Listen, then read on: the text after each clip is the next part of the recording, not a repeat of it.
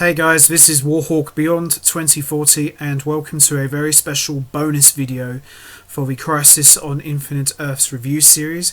And as I mentioned at the end of the last video, which was officially the final edition for this series, where I talked about Legends of Tomorrow Crisis on Infinite Earths Part 5, I mentioned that I was going to be putting together a special video of my top 10 favourite moments of all 5 parts, and this was not an easy thing to put together because there were so many great moments that stood out to me, lots of epic scenes, lots of cool Easter eggs, references, you name it, this crossover had it all.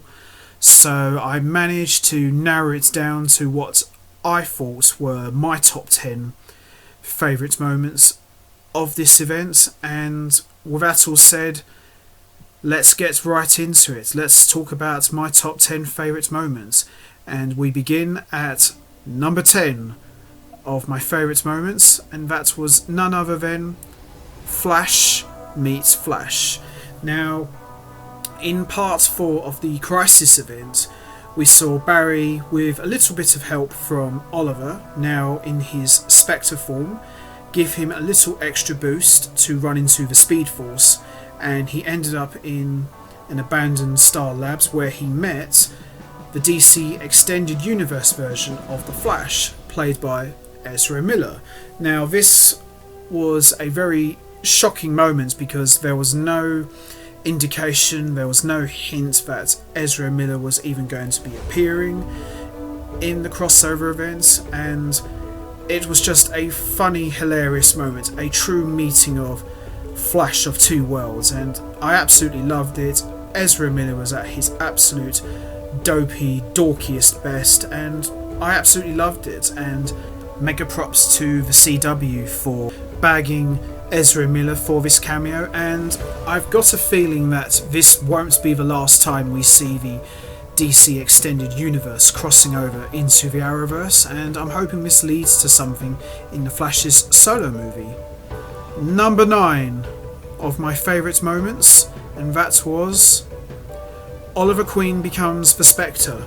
Now, we saw in part 4, we saw Oliver Queen become the Spectre, and as a result of that, he has been given extra special powers and is able to help the heroes of the Arrowverse cross over into the Speed Force and so forth. So to see Oliver standing there in a dark green robe with a much deeper voice was very, very cool, and it kind of brings everything full circle in a way, because if you watch all 8 seasons of Arrow, Oliver always said that to save the world or to save my city, I have to become something else, something more, and we finally got to see that, and I absolutely enjoyed it. I remember me and my friends said, wouldn't it be cool if we saw the Spectre in the Arrowverse? The call was answered, and it was a great moment. Number 8 of my favourite moments, and that was Kingdom Come Superman from Earth 96. Now, when the announcement was made that Brandon Routh was going to be playing Superman once again, and it was going to be the Kingdom Come version of the Man of Steel, I was absolutely excited for a lot of reasons. Number one, obviously, being this was going to be the first time in many, many years that Brandon Routh was going to put on the iconic blue suit and red cape, and I was very interested to see what kind of role his Superman was going to play. And when I learned it was going to be Kingdom Come, I was absolutely blown away, and it was a really cool moment to see Brandon Routh as Clark Kent, acting all goofy and dopey, and he hadn't lost a beat, and we got a really cool reference about what actually happened to his Lois and everybody else, and we even got a reference about the Joker as well. So mega props to the CW for paying homage to the classic Kingdom Come graphic novel, and I really hope after that epic performance that this isn't the last time we see Brandon Routh as Superman, because in my honest opinion he deserves another shot at a movie. Number 7 of my top 10 favourite moments, and that was Battle of the Supermen.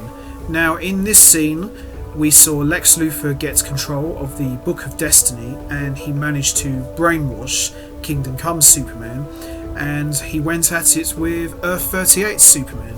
Now, anytime you have two Supermen going at it, you know it's going to be a war, you know it's not going to be pretty, and most of all, it's going to be epic. And this absolutely delivered. And my favourite moment of seeing these two Supermen go at it was when they both flew at each other at super speed and collided, and all of the buildings collapsed and shattered. That brought back some epic memories from the Superman Doomsday animated movie, and Brandon Routh was just an absolute badass. And all due respect to Tyler Hoechlin, he was a great Superman, but I think I mentioned in a previous video of the series, I felt his Superman was a bit pussified, but with that all said, this was still a great moment. Number 6 of my favourite moments, and one that I really enjoyed the most, Bruce Wayne from Earth 99. Now, when the announcement was made that Kevin Conroy was going to be making his live action debut as Bruce Wayne, expectations were at a fever pitch for me, because for the most part, for close to nearly 3 decades, Kevin Conroy has been the voice of Batman in the DC animated universe and in all of the Arkham games. So to actually see him playing a physical role on screen as Bruce Wayne was just a dream come true, and he absolutely knocked it out of the park.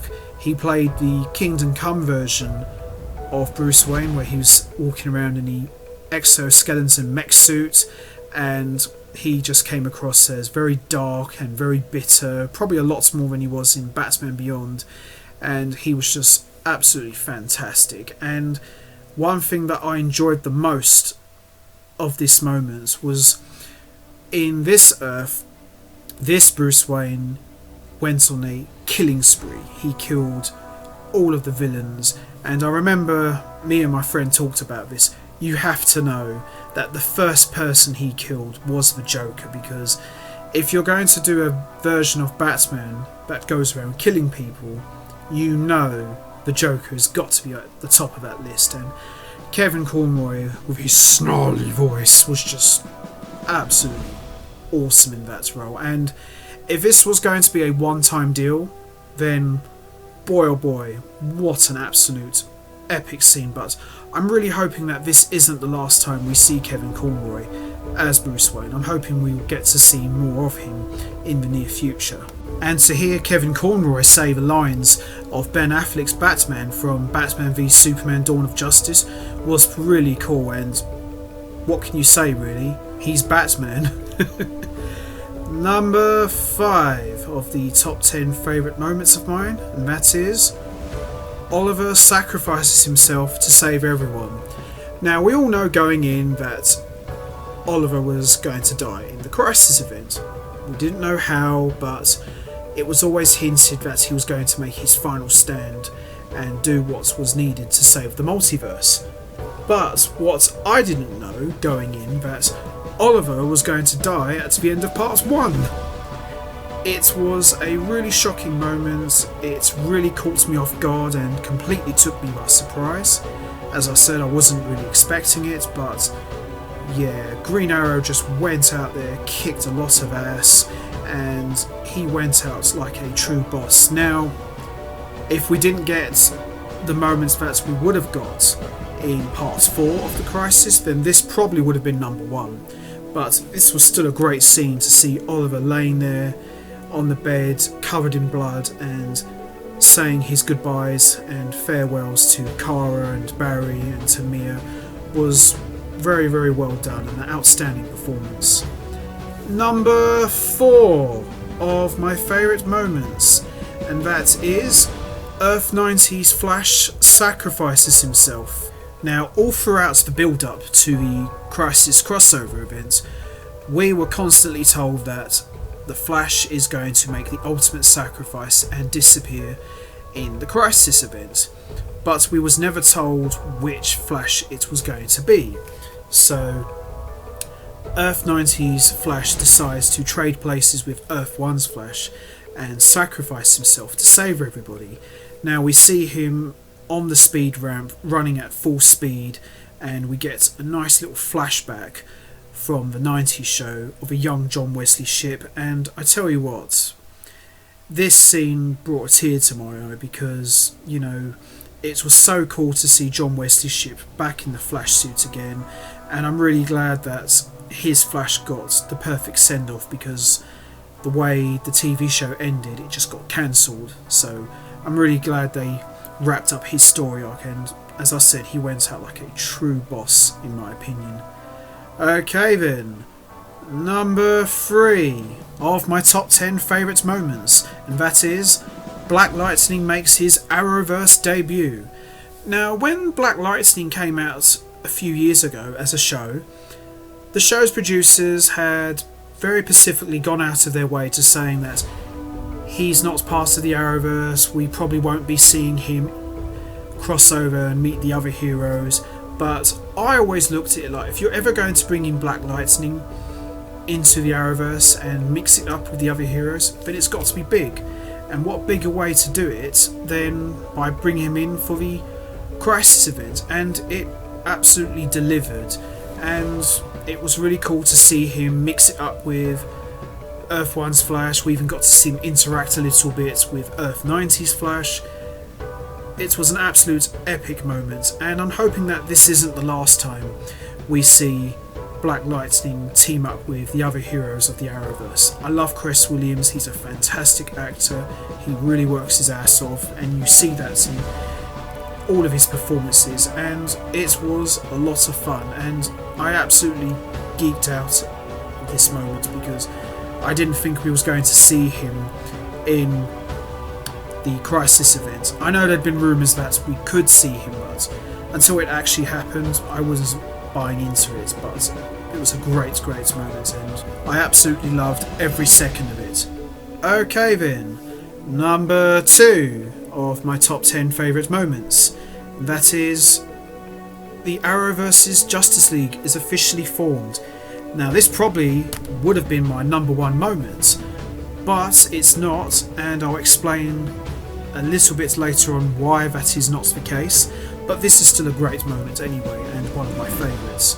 Now, every time we would have a crossover in the Arrowverse, a big one that is, various heroes would come from different Earths, and we would get a handful of legends come into Earth 1 and they would all work together. But what makes this moment very special is simply because, thanks to Oliver's sacrifice, all of the heroes of the Arrowverse are now under one roof, and I think it works out brilliantly because now we can have lots of team ups that we may have not been able to get before. So for example, the Flash could go to Jefferson Pierce for help and they could work together. We could get Supergirl and Batwoman working together. There's so many different combinations and different stories you can tell, and it opens the door up for so many great episodes. And to finally have a team in the Arrowverse officially, with the table, all their logos on the chairs, you know, it was just an absolute epic moment, and I definitely got Justice League vibes from it, and hopefully this will lead to a Justice League show, or maybe more special crossovers, because I have been waiting a long time to see a Justice League in the Arrowverse, and I'm really glad we finally got it, and I'm glad it was something like Crisis that gave us that big moment. And to see all of the heroes standing there paying homage to the Green Arrow suit in the display case was about as close to a funeral for a friend moment we will ever see, and tribute to the man that started all of this. And now, number 1 of my top 10 favourite moments is Oliver restarts the multiverse. Now, when Oliver sacrificed himself the second time around, I felt this was a little bit more emotional than the first time round, because I'm not saying that the first one wasn't shocking. It was, but it kind of caught me a bit off guard. I liked this one more because we got to see Oliver essentially reboot the entire universe and to take out the Anti-Monitor, and that line where he says, "You have failed this universe," was an absolute badass moment, and I felt this was a fitting way for Stephen Amell to bow out of the Arrowverse. You know, the man that started all of this back in 2012, and he's the guy that restarts it all for everyone, was really epic. And to see Barry and Sarah by his side as he just slowly passes away was really, really emotional, and it brought a tear to my eye because this time round, when this moment happened, I got the sense that, alright, this is it now, this is definitely it now, because the reason why I wouldn't put his sacrifice the first time round as number one is because he still came back, so it didn't mean as much. I mean, it was still cool, but this one meant a lot more because you got the sense that, as I said, this is it, it's over, he's done. And yeah, it was a really, really good moment, and had we not got part 5 of the Crisis, then this would have been an epic way to close the crossover event. And there you have it, that's my top 10 favourite moments of the Crisis crossover event.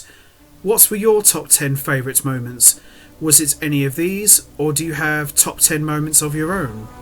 You know what to do, hit the like button, hit the subscribe button, leave your thoughts and comments down below, and that officially concludes the Crisis on Infinite Earths review series.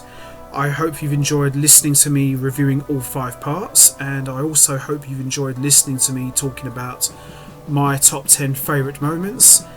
Till next time, take care everybody, and stay safe.